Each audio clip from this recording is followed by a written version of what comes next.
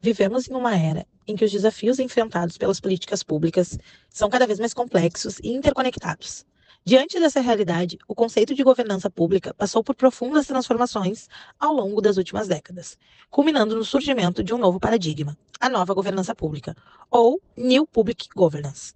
Diferente dos modelos tradicionais, baseados na hierarquia estatal ou na lógica gerencial do mercado, a NPG propõe uma abordagem colaborativa que valoriza a atuação conjunta entre governos, organizações da sociedade civil, empresas privadas e cidadãos. Nesse modelo, todos são coprodutores das políticas públicas, e a governança acontece por meio de redes interorganizacionais, nas quais o diálogo, a participação e a construção coletiva de soluções ganham protagonismo. A proteção dos direitos da criança e adolescente é uma das funções mais sensíveis e essenciais das políticas públicas. No Brasil, essa responsabilidade encontra no Conselho Tutelar um dos seus principais pilares de atuação direta. Mas quais são os desafios enfrentados por esses profissionais no cotidiano? Como garantir direitos em territórios marcados por desigualdades, fragilidade de serviços públicos e demandas tão diversas? Nesse material audiovisual, vamos ouvir diretamente quem vive essa realidade todos os dias. O coordenador e conselheiro tutelar da Microrregião 4, Alexandre Silveira, que atua diretamente na linha de frente da garantia de direitos de criança e adolescente. Tudo bem, gente? Meu nome é Rafaela Benserrage, acadêmica de Políticas Públicas na URGS. Estou aqui hoje para fazer uma entrevista com o Alexandre Silveira, conselheiro tutelar da Microrregião 4, coordenador dessa microrregião, e dizer que eu também faço parte, né? Também sou conselheiro tutelar aqui nessa micro, mas hoje estou aqui no lugar de acadêmica, né? Pesquisadora, fazendo essa entrevista para saber um pouquinho mais, pelos olhos e pela ótica do colega, como é que é estar dentro desse órgão. Olá, tudo bem? Sou Alexandre Santos Silveira, sou conselheiro tutelar desde 2024, né? Vai fazer agora 2 anos, mais ou menos. E a gente tem atuado, né, agora desde dezembro até a data de hoje, como coordenador. Então estamos aqui atuando como coordenador da Microrregião 4. Porto Alegre, né? Porto Alegre. Tá. Alexandre, eu estar fazendo algumas perguntas para ti. A ideia é que a gente faça assim um bate-papo bem tranquilo, tá? Nada muito engessado, mas se tu me falasse um pouco sobre, claro, eu vou te fazer algumas perguntas, mas assim, de forma bem espontânea do que tu vive no dia a dia mesmo, tá?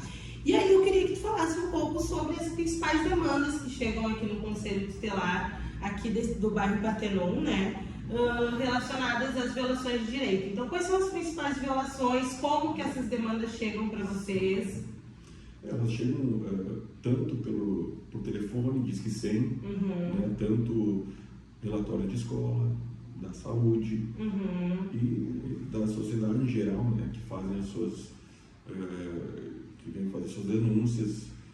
Então a gente chega para a gente por esses meios, né? E as principais, né, que a gente tem notado são muitas, na verdade são muitas, mas a gente vê muita dificuldade, né, do acesso à saúde, principalmente a saúde mental, problema na educação, falta de vagas, então isso tem sido muito recorrente. E tem alguma faixa etária específica que acontece isso, assim? Lembrando, né, que criança é até 12 anos e adolescente de 12 até 17 anos e 11 meses. Tem uma faixa específica ou é para todas as faixas? A gente vê a falta de vagas principalmente na educação infantil, né? Educação infantil, principalmente nas escolas ali de 4 a 5 anos, né, que são, já é prioridade, né, já, digamos assim, obrigatória. Então, a gente vê muita defasagem nas vagas nessa faixa etária, né? Mas também nas outras idades, mas não tanto quanto na educação infantil, né? Tá. E como é que vocês identificam isso, assim, que aquilo que entrou de demanda no Conselho Tutelar realmente é uma violação de direito? Porque às vezes nem tudo que entra, de fato é. Como é que vocês fazem essa averiguação? Como é que vocês veem que aquilo de fato é uma violação? Existe um processo, né, que dentro das nossas atribuições, que é a gente recebe a denúncia, a gente vai averiguar aquela denúncia, né? A gente ou notifica ou faz a visita, né? E vai poder ter subsídios para realmente provar ou não se realmente há aquela violação de direito com aquela criança, porque infelizmente existe muita denúncia falsa, né? Que as pessoas usam um canal tão importante às vezes, né, para fazerem as denúncias, mas as denúncias, muitas delas elas são denúncias falsas e acabam atrasando um pouco o trabalho do conselho naquelas questões que realmente importam, né? Então o primeiro passo é esse, averiguar a denúncia, né? Ir até o local, fazer visita domiciliar, fazer notificação e assim, logo após essa etapa, aplicar as medidas se necessário, né? E dentro do bairro Partenon, ele é um bairro diverso, a gente tem diferentes situações socioeconômicas, né? Embora seja um território que seja cercado pela vulnerabilidade, mas tem alguns espaços, alguns lugares dentro do bairro que não tem tanta vulnerabilidade. Tu entende ou tu enxerga algum grupo específico, né, que sofre com essas violações de direito que vocês identificam? Assim, se tem um recorte específico, né, dentro dessas violações, um grupo específico que sofre isso? As famílias em vulnerabilidade social, né, que são aquelas com baixa renda, tá? E principalmente aquelas com pouca instrução, porque elas acabam sendo facilmente manipuladas porque não conhecem os seus direitos. Então essas pessoas, assim, às vezes elas ficam... vou dar um exemplo aqui, né? Vamos supor que ela está na fila do GERCOM há muito tempo para receber um atendimento médico. O GERCOM, para quem não sabe, né, é uma fila do SUS ali para aguardar o seu atendimento. E às vezes aquela pessoa, a fila já andou, ela já passou o tempo e ela não foi atrás daquilo, né? Porque ela acha que alguém vai ligar para ela. Então ela acaba perdendo o atendimento muito importante para aquela criança, para aquele adolescente. Então muitas vezes essas famílias e essas pessoas, elas são as mais afetadas, né? Eu quero falar contigo também um pouco sobre esses desafios, né, e essas barreiras, assim, que tu encontra na tua atuação enquanto conselheiro, né? E saber um pouco quais são os principais obstáculos que tu vê, assim, enquanto conselheiro, para de fato executar o teu trabalho, né? Para de fato garantir o direito dessas crianças e adolescentes. E aí, nesse bloco, eu queria que tu falasse um pouco, assim, de todo o contexto. Infraestrutura, as equipes, a articulação da rede, a falta de recursos, assim, né? Então, quais são as maiores dificuldades para, de fato, porque devem ser muitas, né? Mas quais são as principais, assim, enquanto conselheiro tutelar? É difícil, né? Tu pegar, assim, aquela que é o principal obstáculo, né? Mas eu vou te citar alguns, né? Mas um deles é a falta do conhecimento, às vezes, da rede, da sociedade, de como funciona o conceito tutelar, de quais são as atribuições do conceito tutelar. Porque vamos dar um exemplo, né? As pessoas trazem ao conceito tutelar situações que não são do conceito tutelar e acabam represando muitas demandas na mesa dos conselheiros, e aquela que realmente importa, ele acaba fazendo aceleradamente, né? Aquilo que é para dar uma atenção especial, para ter um acompanhamento, ele não tem como, porque a demanda é muito alta. Então, uma das principais, né, barreiras seria essa, de um conhecimento tanto da sociedade, da comunidade, das redes em si, dos órgãos de proteção, do que é realmente uma atribuição do conceito tutelar. Isso acaba muito prejudicando os serviços, porque isso vai embarrear serviço para o conselheiro, e aquilo que realmente importa acaba fazendo de uma maneira não tão caprichada assim no cuidado da criança e do adolescente, né? Essa é a principal barreira que eu vejo nesse sentido. Claro que acompanhado nas outras questões, né? A falta de políticas públicas, né? Na área da saúde, na área da educação, as faltas de vaga, porque quando o conselho ele requisita, ele solicita, né, um atendimento, acaba não sendo contemplado, né? pela falta dessas vagas, isso prejudica muito as crianças e adolescentes. Isso vem justamente de encontro à pergunta que eu ia te fazer, né, sobre as desigualdades dentro desse acesso, né, a esses serviços, assim, se existem desigualdades. E aí eu acho que tu já respondeu parte da pergunta, né, e aí eu já queria entrar um pouco no tema, assim, em relação à gestão, né. Tu acredita que hoje, a gente sabe que muita coisa tem a ver com a gestão das políticas públicas, né? Que geralmente está vinculada ali ao executivo, parte ao legislativo. Nesse contexto atual hoje, tu enquanto conselheiro, como tu falou, né? Desde 2024 tu está aqui no conselho, tu acredita que a gestão pública hoje, a gestão do município, tem focado suficientemente assim para a demanda da garantia de direitos de crianças e adolescentes? E aí eu falo no lugar de políticas públicas, tá? Em relação às políticas, ao acesso para essa garantia de criança e adolescente. Não só essa gestão, mas a anterior.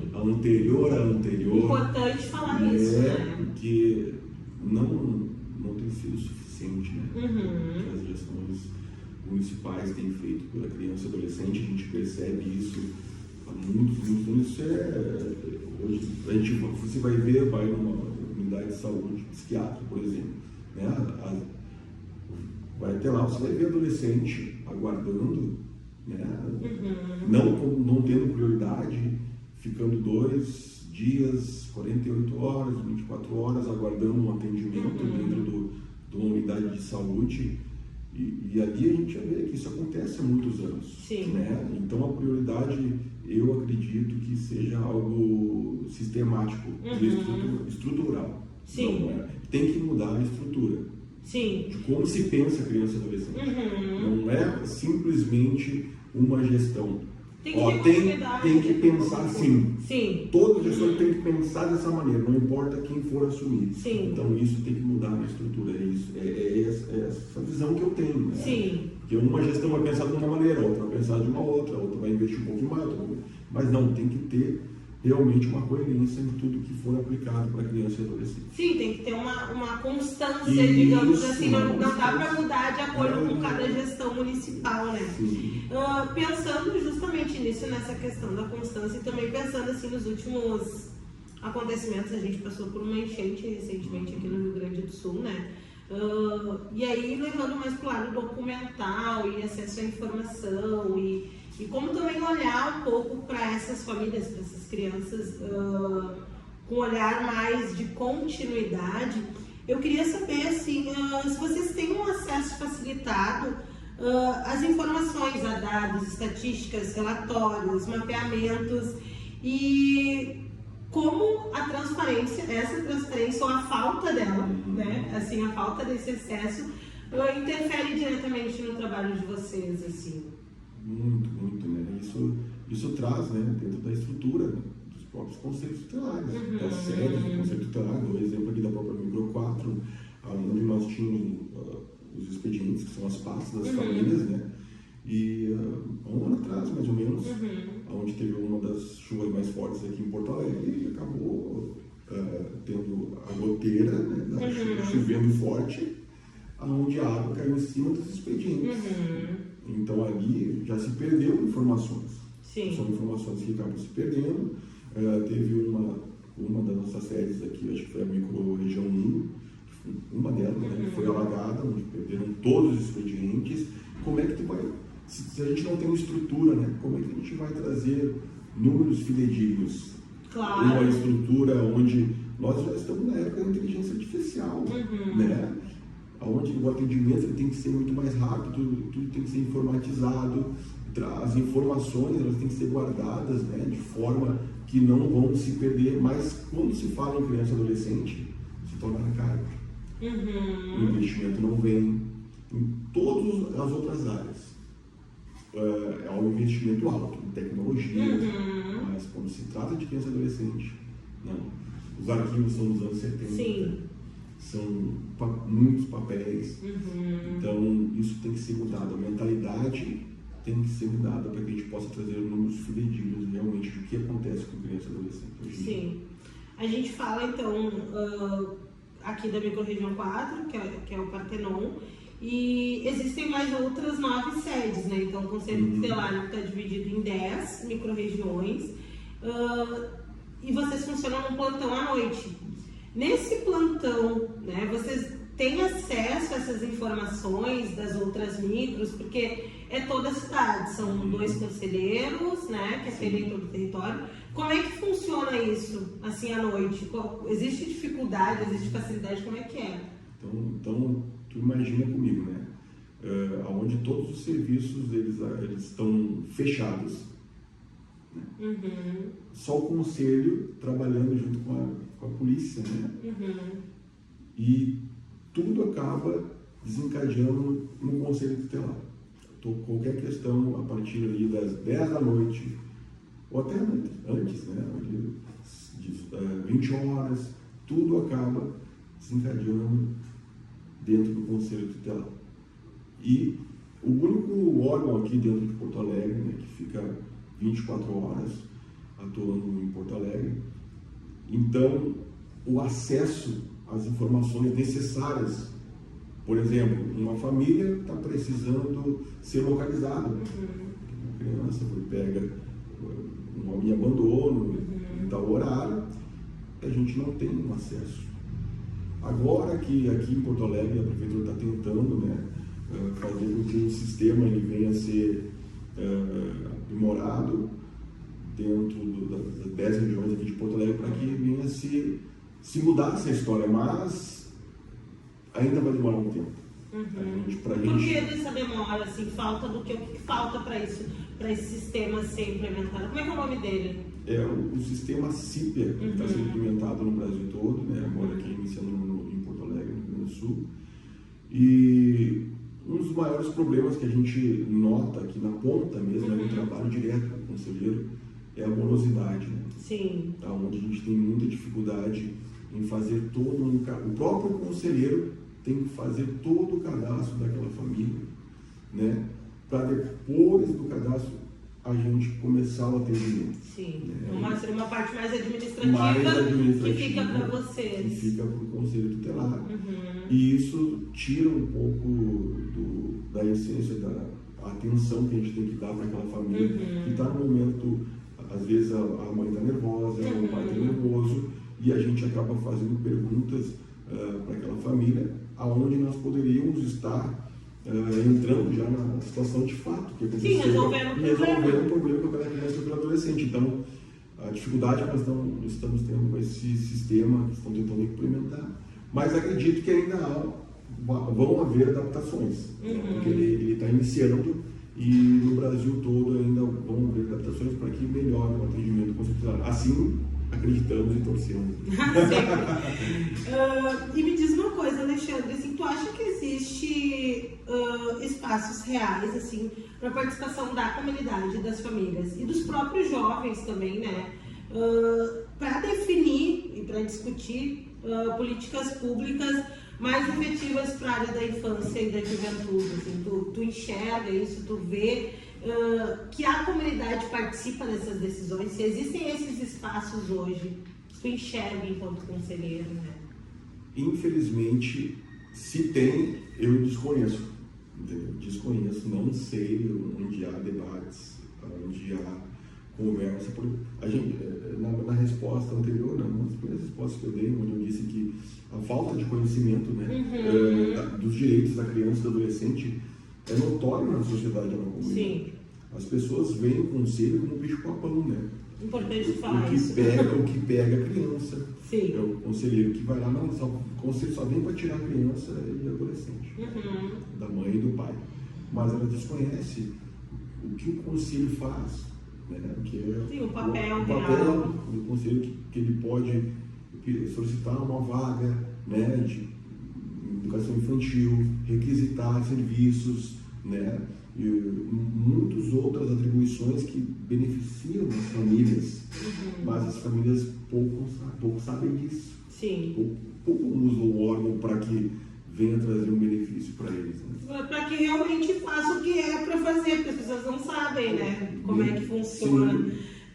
E tu acha que tem algum tipo de interferência política no funcionamento do conselho? Ou tu já viu, talvez em um outro momento, esse tipo de interferência?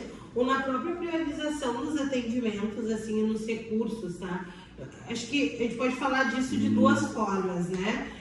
Primeiro, em relação ao funcionamento do conselho, se tem algum tipo de interferência, e depois pensar, assim, em relação aos atendimentos e os próprios recursos. Que eu acho que são duas coisas diferentes. Quando a gente fala de recurso, a gente vai mais para a parte da gestão, né? Mas, assim, em relação ao funcionamento e os atendimentos. A parte, tu diz a parte política, né? Se há interferência. Isso. Né?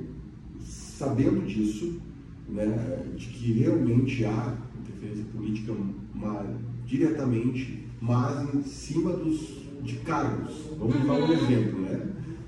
Tem um cargo dentro do Conselho Tutelar, ele é colocado sempre por uma indicação, a maioria deles, né, quando não é de carreira, por uma indicação política. Então, como aquela pessoa chegou até aquele cargo, naquele Conselho Tutelar, a gente não sabe disso. A gente não tem noção de como funciona isso. Mas a gente percebe que há uma interferência, com certeza. Mas não cabe a mim dizer, porque não tenho provas sobre isso.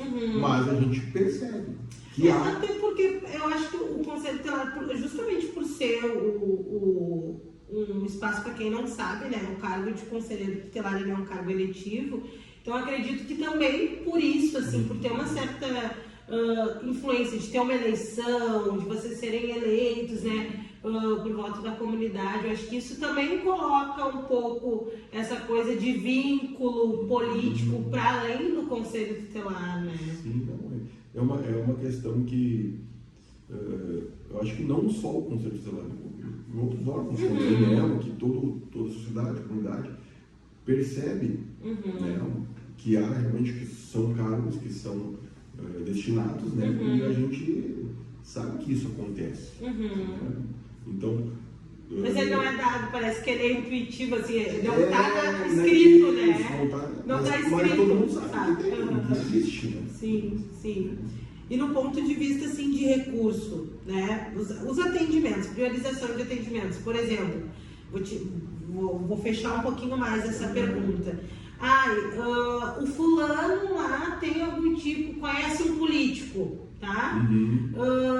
Ele, por conhecer o político tal, e tu também conheceu o político tal, aquela pessoa pode ter algum tipo de, como é que eu vou te dizer, passamento de pano, né? Assim, a pessoa violou um direito do filho, não tá levando o filho na escola, e aí conhece o vereador tal, que tu também conhece o vereador tal. Isso acontece, assim, tô dando, não necessariamente contigo, tá? Mas se tu sabe de alguma situação ou alguma tentativa de alguém que conhece alguém que tentou fazer esse movimento, assim, no conselho. Isso, como é que eu vou dizer? Comigo, falo por mim, né? Se não tem problema nenhum em haver o conselheiro conhecer ou ser de um partido ou ser de um vereador, esse não é um problema. Mas se tem um conselheiro com caráter e um vereador de caráter, o trabalho ele vai ser feito normalmente, vai seguir o trabalho normalmente, porque aquele vereador que é de caráter, ele vai dizer, faz o que tem que ser feito. Exato. Aplica a medida que tem que ser feita.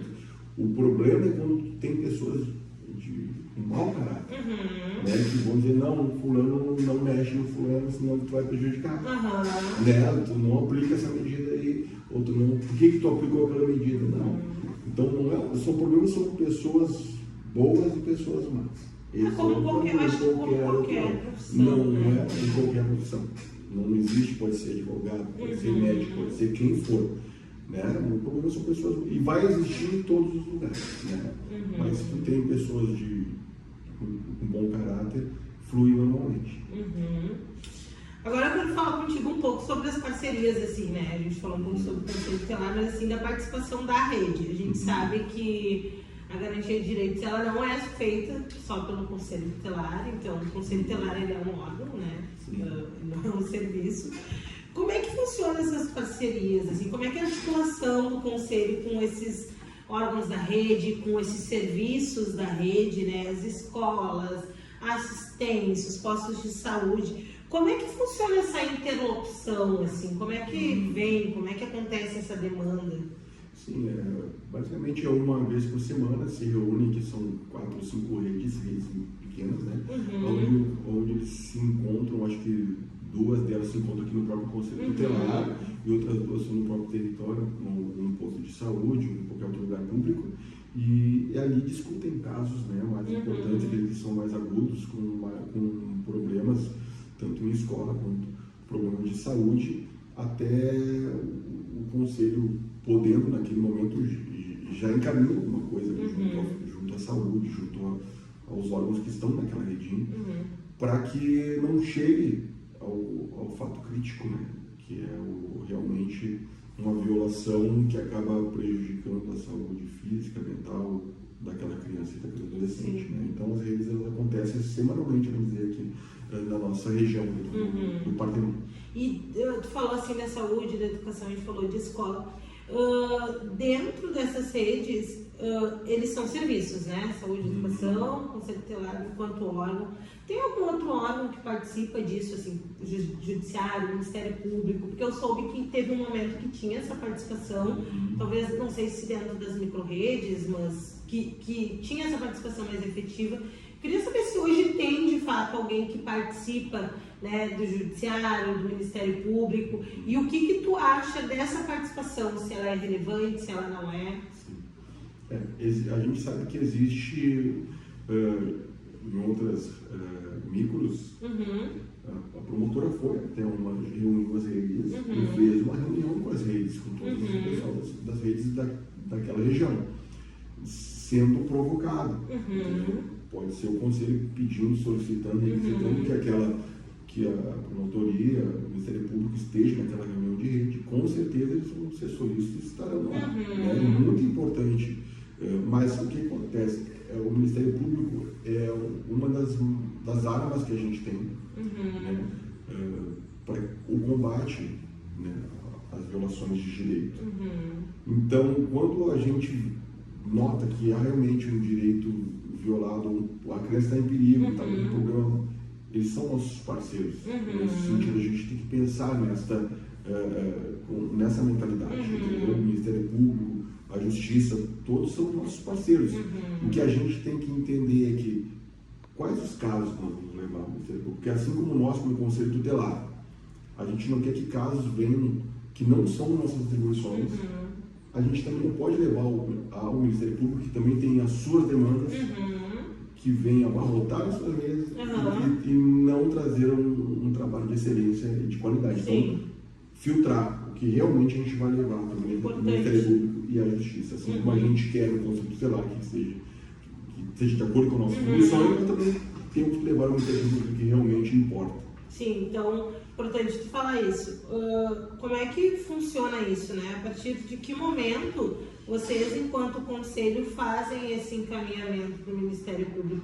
Onde é que entra o Ministério Público nessa garantia de direitos? A partir de que momento é que vocês colocam para o Ministério Público, né, a situação, digamos? A situação é levada ao Ministério Público através de notícia de fato, né? O Conselho faz aqui, faz o ofício, né? Encaminha esse ofício através de violações extremas e sempre comunicando ao Ministério Público sobre situações em que aquela aplicação de medidas ela não fez efeito 1 ou 2 vezes. E o conselho nada mais é, o Conselho Tutelar. Desculpa, está tocando o meu alarme aqui, mas eu já vou desligar aqui para não prejudicar. Ok. Então, como eu estava falando, o Conselho Tutelar nada mais é um órgão que pratica a justiça administrativa, né? Um órgão administrativo. Isso. Corregedor, digamos. Isso, né? Então a gente tenta corrigir aquela situação para que não venha mais ocorrer. E, claro, isso, casos extremos, a gente já passa. Agora, o Ministério Público ou o Conselho Tutelar tem essa atribuição também em casos extremos e de urgência, retirar a criança daquele lugar por motivo de perigo, realmente, ou naquele momento, uma família extensa, ou um acolhimento para a segurança para eles, mas isso em casos extremos, de urgência, né? Mas em outros casos a gente encaminha o Ministério Público aonde ele vai tomar as medidas cabíveis. Né? A gente falou um pouco, Alexandre, assim, de como é que é a atuação de vocês, né? Muito depois do problema. Né? E aí eu queria ver, assim, que tipo de apoio, de parceria que o Conselho Tutelar enxerga vocês aqui dentro da micro, ou o próprio órgão, como que tu enxerga a atuação de uma maneira mais preventiva? Como é que isso pode ser feito? Vocês pensam nisso? Como é que... Tu viu como é importante a gente falar sobre a sobrecarga de trabalho para o Conselho Tutelar. Porque tudo que o Conselho Tutelar de verdade, sabe, que realmente está aqui para zelar pelo direito da criança e do adolescente, é fazer esse trabalho de prevenção, é querer prevenir antes de remediar. Mas como vamos fazer isso se as nossas mesas estão abarrotadas, se o trabalho é excessivo, exaustante, psicologicamente, fisicamente, porque quando o Conselho Tutelar vai fazer uma diligência em algum lugar, ele corre risco de vida, né? Onde entra em lugares insalubres, às vezes naquela casa, pessoas com doenças infecto-contagiosas, ele corre risco de vida. O Conselho Tutelar em situação de risco quando vai num lugar que é tomado pelo tráfico. Né? Então, essa situação de perigo extremo que o Conselho Tutelar ele passa é que torna realmente dificultoso fazer a prevenção. Sim. Então, por isso que tem que tensionar o Conselho Tutelar. Deixa o Conselho Tutelar respirar livre para poder fazer esse trabalho. Chegar nas escolas, né? Fazer as palestras, ou promover as palestras, né? Porque isso está dentro das nossas atribuições. A gente tem, eu vejo muitos colegas dentro do Conselho Tutelar que têm esse desejo. Sim. Mas, se perguntar para todos, perguntar como estão as demandas na mesa, sim, o que já tem ali, o que já tem ali. Então, às vezes, coisas que a gente quer fazer não consegue, porque existem muitas demandas a serem resolvidas pelo Conselho Tutelar. Sim, eu acho que é um trabalho que tem que ser feito, acho que vocês entendem como necessário, mas falta exatamente daqui a pouco pessoas para estar atuando. A gente sabe que são 5 conselheiros, né? Para quem não sabe, a gente sabe, eu sei, gente. Mas são 5 conselheiros em cada micro-região, né? São 10, então hoje são 50. E talvez falte, né? Talvez seja a falta de profissionais para atender a população que repercute nesse acúmulo de trabalho, né? E é necessário políticas públicas, né? Porque tem que se pensar isso. Os fluxos têm que ser pensados para que seja melhorado. Né? Para que seja toda uma estrutura. Eu até ia te perguntar isso, assim, eu acho que para a gente já ir encaminhando para o final, né, da nossa entrevista, pensar assim, quais os caminhos e quais as propostas para melhorar a estrutura desse órgão, né? Quais são as medidas, no teu entendimento, que seriam mais urgentes para melhorar essa proteção, né? Para garantir de fato que as crianças tivessem o acesso, né? Tivessem os seus direitos garantidos de maneira mais efetiva. Tu falou sobre políticas públicas, né? O que tu acha, assim? Quais são os principais? O que tu enxerga? O que tu idealiza para os próximos anos, assim? Eu acredito que tem que envolver adolescente e criança na criação de algo para adolescente e criança. Protagonismo. Sim, nós temos que envolver os adolescentes, as crianças, para que eles venham trazer o que eles realmente sentem, que eles percebem, para que quando for criar, né, uma lei, for criar uma diretriz, qualquer coisa desse tipo, ouvir as crianças e os adolescentes, de que realmente eles passam a visão deles. Porque às vezes a gente fala muito do que o adulto está vendo, né, em cima, mas eles estão lá. Eles sabem. Então, qualquer política pública, qualquer diretriz, tudo que for feito tem que pensar junto com criança e adolescente, junto. É importante falar isso, porque isso é o estigma do tocêntrico, né? A gente tem muito isso, acho que a sociedade brasileira se ergueu em cima disso, e isso acontece até nos dias de hoje, e é importante a gente ouvir isso de um conselheiro tutelar, porque eu acho que geralmente os pais têm muito isso, de vão te levar para o conselho tutelar, por isso, como se o conselheiro fosse a polícia da criança. E aí eu ouvi isso do conselho tutelar, não, olha só, aqui a gente vai ouvir ele, a gente quer entender ele e tal. Então, para terminar, Alexandre, eu acho que é importante tu falar um pouco sobre o papel do conselho, né? Acho que encerrar dizendo o que as pessoas encontram no conselho tutelar hoje. Qual é o papel, um pouco da tua competência, um pouco do que tu faz mesmo, assim, para tirar esse estigma de polícia de criança. Acho que é isso. O que a sociedade tem que saber, e aqueles que não sabem, né? Que o Conselho Tutelar está aqui para atender as famílias. Antes, se vocês notarem, no seio da sua família, da escola, em qualquer lugar, entre em contato com o Conselho Tutelar.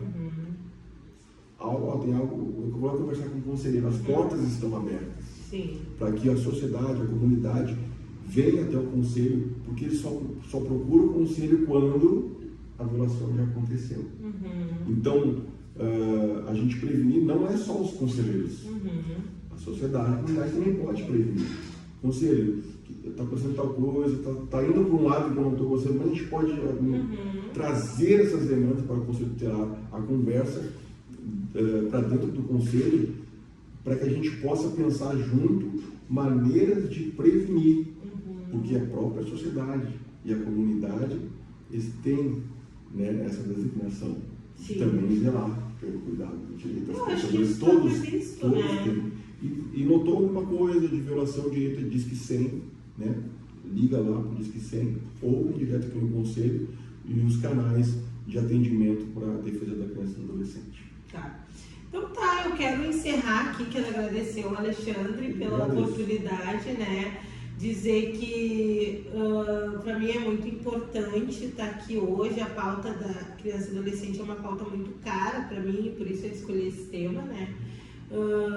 Dizer que a gente vai continuar trabalhando para divulgar isso, falar sobre isso e tentar de alguma forma fortalecer e dizer qual é o verdadeiro papel do Conselho Tutelar. É isso. Eu que Obrigada. agradeço.